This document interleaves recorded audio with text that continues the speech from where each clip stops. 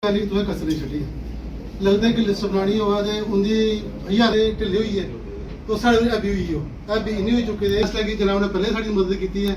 तो जनाब साड़ी दोबारा मदद करन क्योंकि साड़ी खराब हो जाना मतलब चली जाना कोटे चली जाना कचहरी चलना हल कुछ होना दोनों कंप्रोमाइज होना अं चाहते कि जनाब एक बड़े एक होनहार अफसर साढ़े आए और बड़ा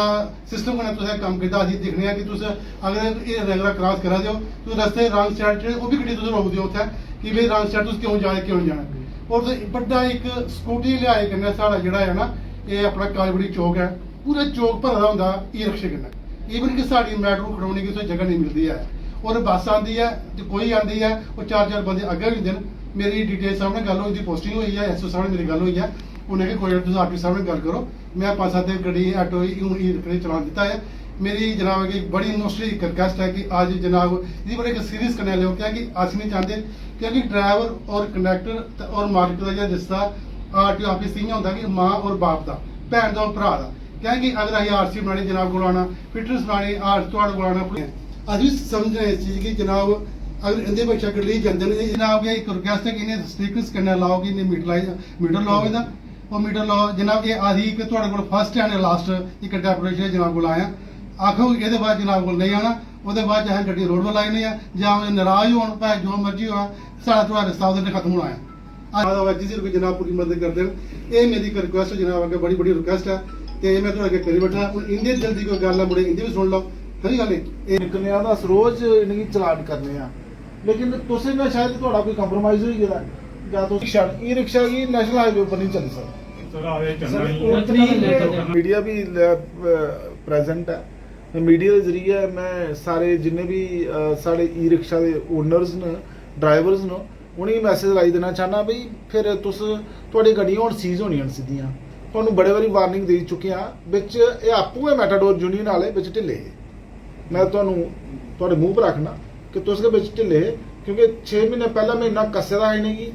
कि एक भी आटो जिहड़ा है वो नहीं चलदा हा लेकिन मैं थोड़ी सारियां तुस अक्खां हो मैं तुहानूं दस्सां मेरे कोल स्टाफ इन्ना नहीं है कि मैं हुण भी कर गए अस और तुहाडे जरिए सारे ई रिक्शा वाले की मैसेज है भाई नेशनल हाईवे पर चलना बंद करी दिओ अगर तुस चल गए हो तो तुहाड़ियां ई रिक्शा जेह्ड़े ने एह् सीज हो जाने और बड़ा हैवी चलान होना फिर मैं छोड़ना नहीं है क्योंकि जिस ई रिक्शा की ऑलरेडी चलान हो चुका था उसी हुण असें ओहदे कोला पहले एफिडेविट लैगे कि दोबारा वो नेशनल हाईवे पर नहीं लब्भोग फिर छोड़ गए और 1-2 दिन च फिर छड्डना नहीं है फिर सानू कोई सिफारिशां भी नहीं करियो कई बार तुस भी लोग भी ले पौंदे आखने जी गरीब लोग ने नहीं छड्डी दिओ जी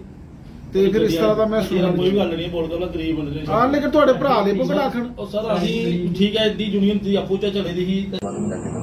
देखो मैटाडोर यूनियन वाले आज आए थे ये पहले भी मेरे पास पिछले साल बड़ा फ्रीक्वेंटली आते थे तो हमने इनकी कंप्लेन ये है कि ये जो ई रिक्शा और ई ऑटो है ये नेशनल हाईवे पे चलते हैं हालांकि इंटरनल रोड्स पे ये चल सकते हैं गवर्नमेंट ने ये एक अच्छा इनिशिएटिव था कि जो बेरोज़गार लोग हैं वो ई ऑटो जो है बिना परमिट के चला सकते थे और चलो बहुत सारे बेरोज़गार लोगों को इसी बहाने रोज़गार मिला हुआ है लेकिन इनकी कुछ लिमिटेशंस हैं ये इंटरनल रोड पे चल सकते हैं लेकिन नेशनल हाईवे पे नहीं चल सकते मैं खुश हूँ कि बहुत सारे जो बेरोज़गार लोग हैं इसी बहाने उनको रोज़गार मिला हुआ है हम भी इनको ज़्यादा परेशान नहीं करते और मैं चाहता भी नहीं कि इनको अननेसेसरी परेशान किया जाए लेकिन ये जो नेशनल हाईवे है ये जो परमिट होल्डर ऑटोज़ हैं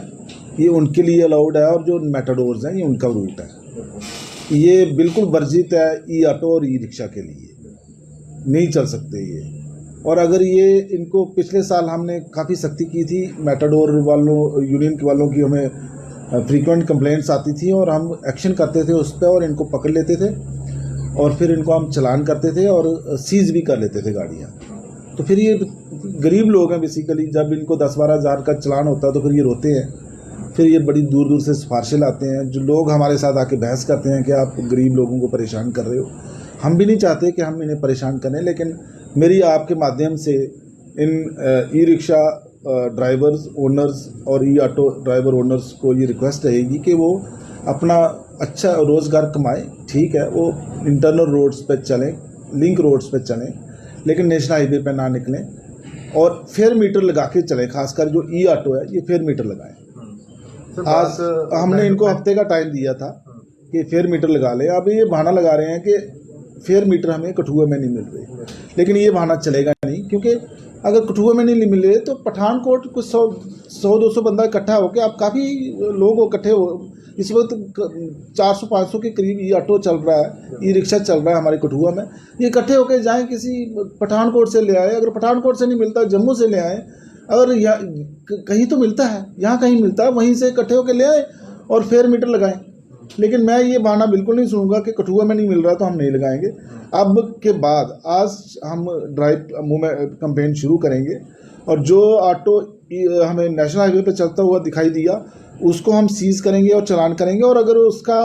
फेयर मीटर नहीं लगा होगा तो वो भी चालान में शामिल होगा। तो फिर ये हमें बाद में कोई हमें ये फिर देखो, हमें फिर लोग क्या करते हैं कि है तो पता तो है इनको कि वायलेशन कर रहे हैं, लेकिन क्या करते हैं कि हमें फिर वो कोशिश करते हैं किसी इन्फ्लुएंशियल बंदे को ले आएंगे या डेपुटेशन ले आएंगे, फिर कहते हैं जी देखो आप लोग गरीब लोगों को परेशान कर रहे हैं। देखो मेरा मोटिव बिल्कुल किसी गरीब को परेशान करना नहीं है। मैं पहले भी बताया कि मैं खुश हूँ, कम से कम ये अपना रोज़गार कमा रहे हैं, मतलब इन्होंने ई ऑटो लिया, ये रिक्शा लिया, इनका दिहाड़ी चल रही है। लेकिन ये मेटाडोर्स का और परमिट वाले ऑटोज़ का उनका बिजनेस खराब ना करें, ये अपना बिजनेस करें, खाएं। और फेयर मीटर तक कितना जरूरी देखें, क्योंकि काफ़ी सारे लोगों से फेयर चार्ज करते हैं। हाँ, फेयर मीटर देखो ये शिकायत तो रहती है, और बड़े बड़े मेट्रो सिटीज़ में तो फेयर मीटर्स तो आपने देखा उसके बगैर तो चल नहीं सकते ये लोग। फेयर मीटर तो MBD एक्ट में तो ज़रूरी डिवाइस है, उसके बगैर सवारी को तो पता नहीं चलता मैं कितने किलोमीटर चला हूँ और वो किराया कितना दे रहा है, कम दे रहा है, ज़्यादा दे रहा है। इनके पास अगर फेयर मीटर आ जाएगा तो ये भी भाई सवारी से बहस करने की ज़रूरत नहीं होती, देखो जी मीटर देखो और मीटर के हिसाब से, मीटर रीडिंग के हिसाब से फेयर मांग लो। लेकिन ये ऐसा करते नहीं है। अब इनको हमने डायरेक्शंस दे दी हैं कि फेयर मीटर ले लो, कोई बहाना नहीं चलेगा कि हमें कठुआ में फेयर मीटर नहीं मिल रहा। फेयर मीटर जम्मू में मिलते हैं, जम्मू से ले आओ। सर 1 किलोमीटर का ये कितना फेयर जो हम चार्ज कर सकते हैं लोगों के लिए? 1 किलोमीटर तो जब मैं ये आपको वो दे देता हूँ स्लिप, जो फेयर स्लिप है वो आपको प्रोवाइड कर दी जाएगी। आप इनको पता है, हमने ये हर जगह डिस्प्ले भी किया है, तो उसी हिसाब से इनको चार्ज करना है। तो किलोमीटर का मेरे ख्याल में 20 रुपये के आसपास है इनका, उससे ज़्यादा नहीं है, और वो पूरे ऑटो का है। अच्छा, ठीक है ना, ऐसा नहीं कि पर सवारी से ये चार्ज करें। तो कई बार क्या होता है कि एक सवारी से भी उतना ही ले लेंगे, पूरे फुल ऑटो का दूसरी बैठी तो उससे भी उतना ले लेंगे। ये कॉन्ट्रैक्ट कैरीज कर सकते हैं, और कॉन्ट्रैक्ट कैरीज में जितने भी पैसेंजर्स बैठे हों एक फिक्स अमाउंट इन्होंने लेना, तो उसके हिसाब से चलना है। लोगों से सर क्या अपील रहेगी? लोगों से ये अपील रहेगी कि वो भी जब ऑटो करते हैं तो उनको कभी फोर्स ना करें कि नेशनल हाईवे पे चलें। हाँ, क्योंकि मैंने देखा है जब हम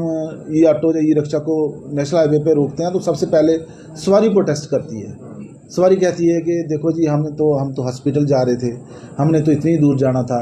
हमें तो जल्दी है, हम इसलिए बैठ गए। तो फिर हमें और मुश्किल हो जाता है, उन लोगों को एक्सप्लेन करना पड़ता है कि भाई ये जो ई ऑटो है या ई रिक्शा है ये नेशनल हाईवे पे नहीं चल सकता। कई बार वो लेडीज़ प्रोटेस्ट करने लग जाती हैं, कहती हैं जी देखो आप गरीब लोगों को परेशान कर रहे हो। ये बड़ी बार मुझे सुनना पड़ता है। गरीब तो है, ये मैं मानता हूँ गरीब हैं, लेकिन इनकी लिमिट्स हैं। गरीब को भी लिमिट में रहना चाहिए, रूल्स की पालना तो गरीब को भी करनी है। अगर ये नहीं करेंगे तो फिर हमें जो है वो चालान और जो प्यूनिटिव मेजर्स वो तो लेने पड़ेंगे। लेकिन सवारियों से मेरी रिक्वेस्ट रहेगी, जो भी पैसेंजर ई ऑटो या ई रिक्शा में बैठता है वो कभी फोर्स ना करे ई ऑटो ई रिक्शा वाले को कि वो नेशनल हाईवे पे चले, और उसको बोले कि फेयर मीटर लगाओ और फेयर के मीटर के हिसाब से हमसे चार्ज करें। Thank you.